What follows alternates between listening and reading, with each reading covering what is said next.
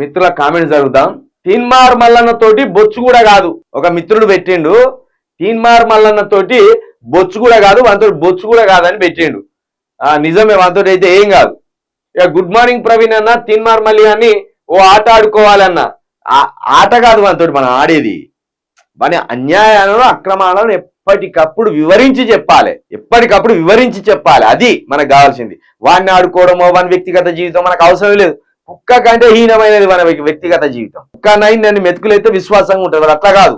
మెతుకులు వేసినా విశ్వాసంగా తింటాడు, తిరిగి మళ్ళీ కరుతాడు వాడు. అసంటోడు.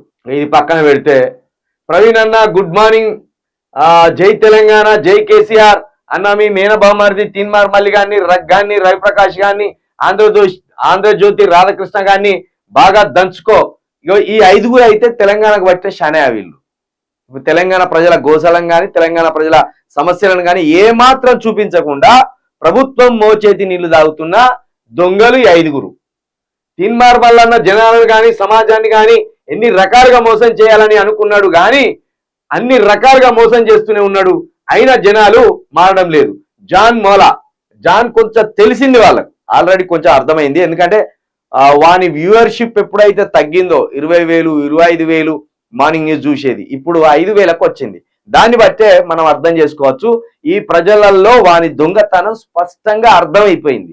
కానీ దాన్ని ఇంకా ప్రచారంలో ఉంచి వాడు ఎంత పెద్ద దొంగ అనేది ఈ సమాజానికి వివరించాలి. పోలీస్ కంప్లైంట్ ఇవ్వు, యశ్పాల్ చింత తప్పకుండా మిత్రమా. మల్లిగానికి కేసీఆర్ కూడా అట్లే చేసి ఉంటే వాడు ఇప్పుడు భూమి మీద ఉండేటోడా? నిజమే.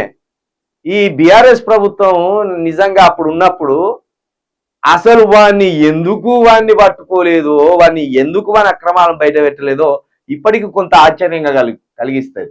అన్న, ఎన్నికలకు ముందు కాంగ్రెస్ గవర్నమెంట్ తెలంగాణ రైతులకు 500 బోనస్ ఇస్తామని చెప్పినారు.